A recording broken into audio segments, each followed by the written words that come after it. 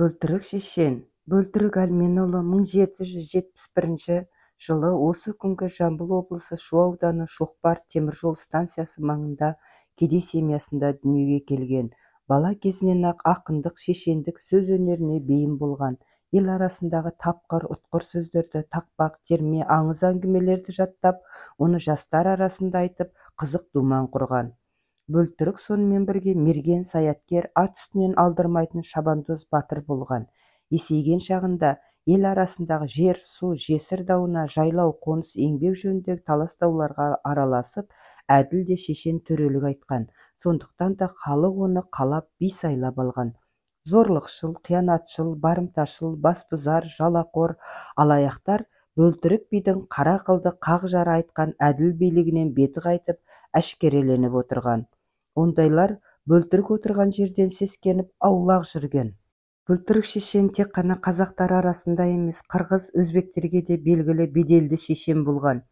Небір төрелер, бектер, бай, манаптар оны өткір сөзінен бетің бар, жүзің бар демей тік айтатын жөн жосықты билік шешімінен аяғын тартқан. Бөлтірік шешен 83-ке қараған жасында дүниеде қайтқан. 1854 жылы. Әулие бабамыз көз жұмар алдында қазіргі Жамбыл облысы Талас ауданының Ойық совхозына жақын Жәдік көлінің жағасындағы Жәдіктер ауылына өзінің ұзатылған қызының үйіне барады. Онда бірер жұма аялдап тәуіпке қаралады.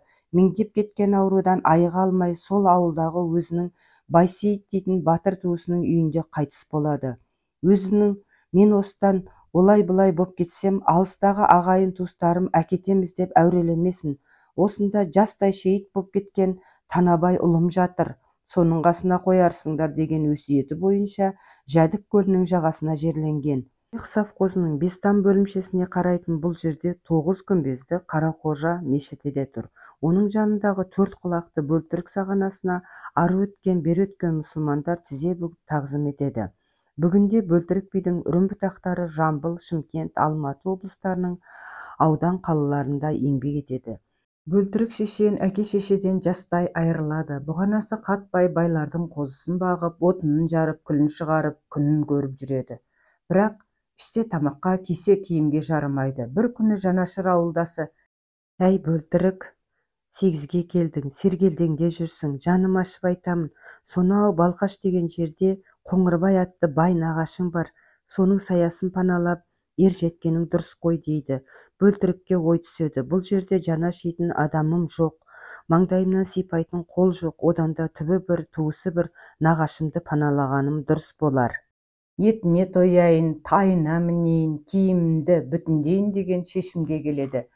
Көп ұзамай сол жаққа баратын керуенге ілесіп, нағашысының алдына келіп жетеді. Бөлтірікті көрген нағашысы қуанып: «Жиенжан, жақсы келдің ғой, не істерімді білмей отыр едім.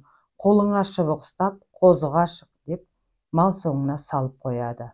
Мұнда да ішсе тамаққа, кисе киімге жарамайды. Bir күні Қоңырбай төңірегіндегі өзі теңдес байларды қонаққа шақырады. Бөлтірік бұған қатты қуанады. Іште етке тоятын болдым, етке тоймасам да сүйек сорпа тиетін шығар деп ойлады. Байлар табақтағы сүйекті бір-бірден ұстап мүжей бастайды. Босағада отырған Бөлтірік балаға көз қырында салмайды. Осы кезде үй сыртына бір топ атты адам келіп тоқтайды. Ат дабырын естіген нағашысы Бөлтірікке: «Әй сүмелек, мына келген кімдер екен, көріп кел» дейді. Бөлтірік тысқа шықса, бастарына сәлде ораған 5 молда екен. Баланы көрген бір ересекте: «Үйде кім бар?» дейді. Сонда Бөлтірік жұлып алғандай: «Үйде өңшең иттер отыр» дейді де ішке енеді. Нағашысы Бөлтірікке қарап: «Келген кімдер екен?» дейді. Бөлтірік бәріне естірте: «5 қатын келіп тұр» дейді. Отырғандар бір-біріне таңдана қарасып: «Еркек үстіне келетін қандай қатындар? Біздің тоқалдарымыз болмасын? Аттарынан түсіп үйге кірсінде» деп бұйырады нағашысы. Bir кезде Бөлтірік 5 молданы бастап үйге кіргізгенде бәрі таңданып балаға қарайды. Бірақ ештеңе айта алмай, қызарақтап күлгенсіп бір-бірімен сәлемдеседі.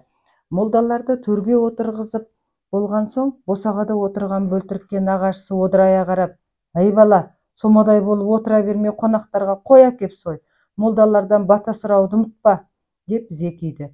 Бөлтірік қойдың ішінен бір қара қошқарды ұстап алып келеді де есіктің жабығын көтеріп, ал молдакелер бата қылыңдар дейді. Нағашысы қошқарды көріп, әй иттің баласы, саған бірдеңе көрінген бе? Семіз-сектер тұрғанда қошқар әкелгенін қалай деп қолындағы қамшысын көтереді. Сонда бөлтірік нағашысына тіке қарап, ұрсаңыз ұрыңыз, таяқ еттен өтеді, сөз сүйектен өтеді. Иттің баласы болсам, сізден аулақ кетпегенім ғой. Бұл бір. Екіншіден, адам қожасы қожа, қой қожасы қошқар. Бұл қожа молдаларға қошқар сойған лайық. Оған несіне намыстандыңыз, нағашы дейді. Отырған байлар сасып қалады. Сонда әлгінде келгендердің ішінен жасы үлкен біреу тұрып, баланың сөзі дұрыс, соя берсін. Аллаху әкбар дейді.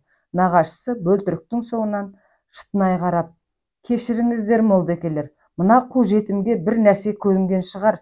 Сіздерді әлгінде қатындар деп айтты, бұл жетім деп күйінеді. Сонда қонақтардың бірі, бізде үйде кімдер бар деп едік? Өңшең иттер отыр деп жауап берді. Сонда бұл балаға сүйек те тимегені ғой. Бізді қатын десе басымыздағы сәлдеміз шығар. Бұл баланың тілегін орындап, ауылына қайтарғаның жөн болар түбі деген екен. Бөлтірік кедейліктен үйлене алмай жүреді. Балқаш жақтағы нағашысына барғанда әуелі қозы, қой, бірер жылдан соң жылқы бағады. Ол ат үстінде ойнайтын әбжіл мықты жігіт боп ер жетеді. Бұл өңірдегі палуан деген одан жығылады, додапаз деген оған ілесе алмайды. Ақын біткен онымен айтысып жеңе алмайтын болады.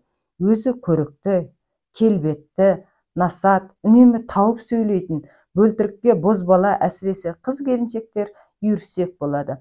Бірде бие сауын кезінде құлын ағытып салып тұрған бөлтірік жеңгесімен сырласады. Шырайлым, еліңді сағындың ба? Иә, сағындым. Неге еліңе қайтпай жүрсің? Жалғыз келіп ем, екеу боп қайтсам деймін. Бәсе, ішім сезеді-ау, біздің Еркежанға көңілің ауған екен ғой. Иә жеңеше, өзің ептестірсең деймін. Нағашыңнан таяқ жеп жүрмейік. Оның есебін өзім табамын. Қалай? Әуелі Еркежаныңды көндір, екеумізді кездестір, уәде байласайық. Біз аттанатын түні нағашым ауылда болмасын. Өзің сылтауратып, оны төркініңе ертіп кет. Сонда біздің қашқанымызды сенен көрмейді. Бөлтірік байдың тоқалына осылай ақыл береді. Жеңгесі оның ақылын бұлжытпай орындайды. Сонымен бөлтірік өзінің сүйген қызын бір түнде алып қашады. Екеуі екі атпен түнделетіп жүріп отырып, Қосашыдағы ауылдың тұсына жетеді. Бұл Мәнеке байдың ауылы еді. Жылқы қарап жүрген байдың екі жігіті олардың ізін кесіп соңына түседі. Ауыл сыртындағы өзеннен өте бергенде әлгі екі жылқышы оларды ұстап алып, Мәнеке байға алып барады. Мына бір екі жігіт ұстап алдық.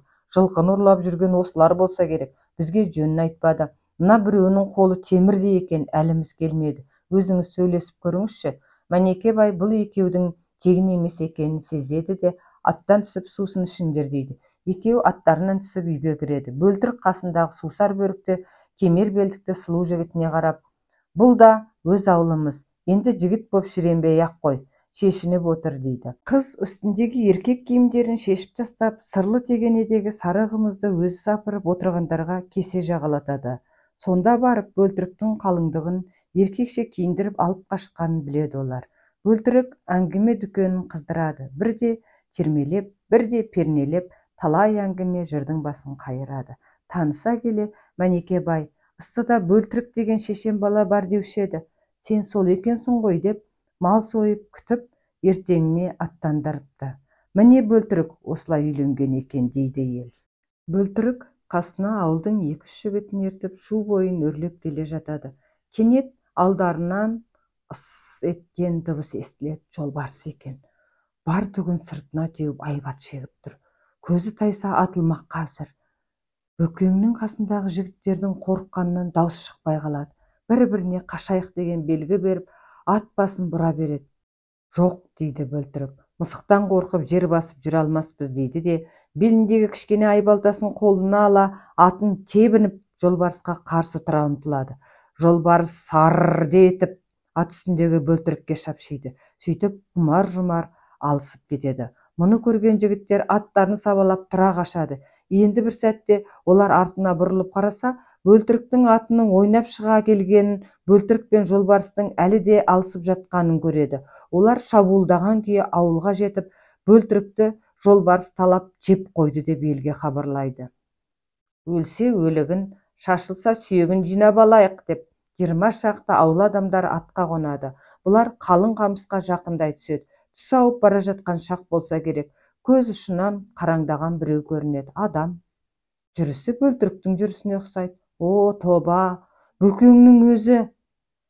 Киімінің дода-додасы шыққан, үсті басы қан-қан, бет аузы айғыз-айғыз, иығына салып алған жолбарыс терісінің бір пұшпағы жерге сүйретіліп келеді. Бөкәу, шынымен тірімісіз? Дейді аң-таң болған жігіттер. Қайдағы тірін айтасыздар? Тірі адам мендей бола ма? Апырмай, Бөкәу, тірісіз ғой. Қалай аман қалдыңыз мынадай дүлей пәледен? Мен 2 сойылдым. Жолбарыс 1 сойылды дейді. Бөкең, бұл не сөз, түсінбедік қой. Мынау қасында тұрған қоян жүректер мені тастап қашып кетіп 1 сойылдым. Олардан соң батыр жүректі жолбарыс тағы сойды. Ақыр соңында жолбарысты мен сойдым депті бөлтірік батыр. Елдің ішер асқа жұтаңдау жылы екен. Бөлтірік бір байдың саяқ жүрген жылқысын ұстап әкеліп, кедей-кепшіктерге жіліктеп бөліп береді. Ойбай-ау, бай бізді құртады ғой деп кедейлер зар илейді. Жауабын өзім беремін. Қара сирақ балаларың бір тойсыншы дейді бөлтірік. Бай бөлтірікті қазыға тартады. Қазы парахор екен. Соны білетін бөлтірік қошқар шөнтегінен иленген қалтаға өзен шетіндегі жұқа қайрақ тасты толтырып салып алады. Қаз алдында отырғанда бөлтірік әлгі шөнтікті ебін тауып, оның қойнына салып жібереді. Осыдан соң қазы бөлтірікті шақтап, байдың шағымын аяқсыз қалдырады. Бұлай шыға бере қазы бөлтірікті өзіне қайта шақырып, «Ей ұры, мына тасың қалай?» «Ойбай, Қазек-ау, сізге менің бергенім тас емес, өңкей ақ теңге болатын». Онда көзді ашып жұмғанша бұл қалай тас болып кетті?» «Ой, Қазек-ай, амалы күшті Алла көзді ашып жұмғанша адамды есекке айналдырып жібереді деп өзіңіз талай айтпап едіңіз. Байдың атын менің сойып жегенім рас. Соны біле тұра сіз мені төлемнен құтқарып жібердіңіз». Осыны білген бай, алғаның ас болмай тас болғыр деп қарғаған шығар. Саған дауа жоқ екен деп, қазы шөнтікті лақтырып жіберіп жөніне кете беріпті. Диханбай дейтін дулаттың белді кісісі бөлтірікке қарап, «Әй бөлтірік, сені осы жұрт сыншы деп мақтайды. Сонда не айтасың өзің тегі? Сынағыш болсаң, мына мені сынашы қане?» депті, дастархан басында қой басын жәукемдеп отырып. «Ерікпеші Байеке, сықыл сияғың мынау, жамауға жасқау қосқандай бүлдіріп алып тағы бір пәленге қалар жайым жоқ». «Я, өзім айттым ғой, қорықпа, сынай бер». «Сенің басыңдағы бақытыңа таласым жоқ Байеке», депті бөлтірік. «Қояр кінәм да жоқ. Сол бақыт байлық біткендей сиқың бар ма? Басың бақырдай, бетің тақырдай, 6 жұрт сыйғандай ұртың мынау, олақ кісі шапқан итаяқтай. Мұрныңның 10 жыл киілген кебістен айырмасы бар ма?» Болды, жетер енді, сына дегенге сүйте ме екен?» деп Диханбай өкпелеген күйі қолын табақтан тартып алыпты да орнынан тұрып жүре беріпті. Тыңдағандарыңызға рахмет, жалғасы бар. Матай мен Жалайыр елдері алтын емел үшін таласып ұрыс болғанда екі жақтан 7 адам, 4-еуі Жалайырдан, 3-еуі Матай жағынан өледі. Ол кезде Жалайырды билеген Тезек төре екен. Төре күрең белде отырады. Өзі билеген елден бір кісі артық өліп, Матайларда есесі кетіп бара жатқан соң аманат қойып Миятқа шу бойында қалың дулатқа адам шаптырады. Ал Матайлар арғынға кісі шаптырады. Шу бойындағы қазақтарды билеген Әлі төренің ордасына Жалайыр жіберген шапқыншылар келіп жетеді. Төре жөн сұраған соң олар мынаны айтады: «Ағайындар, ер құнды болды, нар пұлды болды. Алтын емел тауына таласып наймандар адамымызды қырып барады, соған Миятқа шақыра келдік» дейді. Әлі төре істің жайына түсінген соң ақылшы билерін жиып алады. Шапыраштыдан Сұраншы батырды, Талғардан Туғанбай биді, Ботбайдан Қарабай, Диханбай билерді, Сарүйсіннен Сары биді, Қасқараудан Байғазы, Көбекбай билерді, Сәмбеттен Дәуітәлі биді шақырып алып, оларға тай сойып қонағасы береді. Бұл уақытта Жалайырдың Миятқа шақыра келгенін естіген жас жігіттер де дайындалып, төре ауылына жиналып қалады. Шақырылған адамдар түгел келген соң төре билерге мән жайды айтып болып, ағайынның шақыруына бәрің барасың ба? Жоқ, бірің барасың ба дейді. Сонда жастар жағы қызынып, бәріміз барамыз, матайларды қырамыз да жоямыз деп атқа мінбек болады. Осы жерде бөлтірік сөз алады.